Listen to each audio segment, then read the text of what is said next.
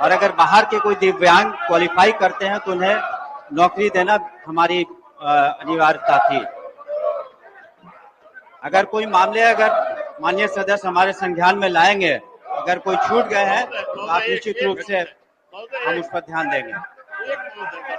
बच्चे स्कूल के बच्चे देख रहे हैं और आपके दल के बारे में भी समझ रहे हैं। आप अपने स्थान पे चले जाइए, अपने स्थान पे जाके बैठिए। महोदय मत पिटिए महोदय।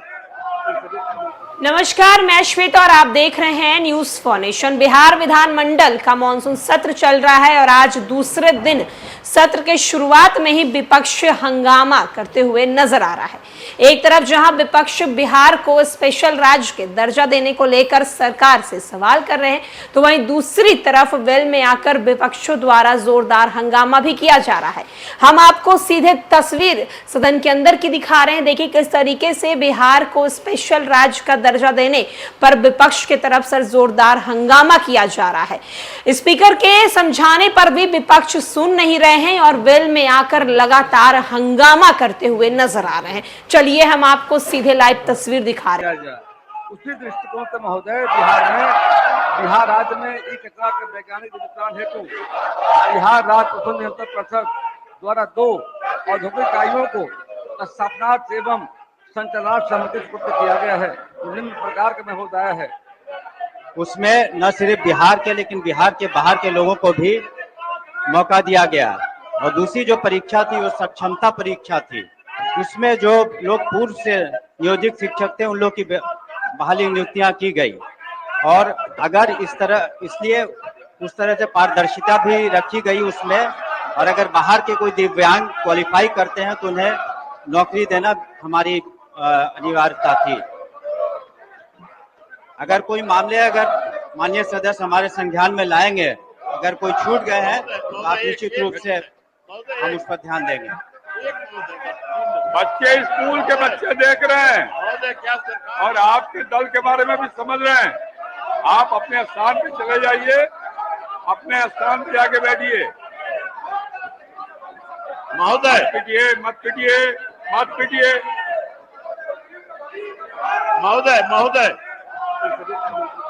मैं जानना चाहता हूँ माननीय मंत्री संसदीय कार्य कुछ करना क्या सरकार बिहार के बैठिए अध्यक्ष महोदय, अगर माननीय सदस्यगण अपने आसन पर जाकर जो कहना चाहते हैं अगर वो कहें तो सरकार उनकी बातों का संज्ञान लेके सरकार अपना पक्ष रखने के लिए तैयार है। हम तो चाहते हैं कि आसन पे जाके बोले, सरकार भी स्थिति बताएगी। और महोदय ये वही लोग हैं जिनके समय में सबसे पहले विशेष राज्य के दर्जे की मांग को खारिज किया गया। ये यही लोग हैं। आज अगर सदन में अगर आसन पर जाके बोले तो सरकार अपना पक्ष रखने को तैयार है। हम अभी रख सकते हैं। ये अपने आसन पे जाके बोले। जाइए अपने आसन बैठिए वहां से बोलिए। जाइए, अरे जाके बोलिए, वहां से बैठिएगा तुम ना। अपने आसन पे जाइए। महोदय महोदय आपके माध्यम से जानना चाहता हूं महोदय, क्या सरकार बिहार के अभ्यर्थियों को संरक्षित करने के लिए और गारंटी देने के लिए क्या सरकार डोमिसाइल नीति बनाना चाहती है? सरकार सजग है, सतर्क है, पूरी चिंता कर रही है। आपकी बात का संज्ञान सरकार ने लिया। बैठिए, डोमिसाइल नीति है जो। बैठिए श्री अनिल कुमार। सब बच्चे देख रहे हैं। पूछता हूँ महोदय, बच्चे देख रहे हैं और आपके बारे में समझ रहे हैं। क्या सोचते हैं आप?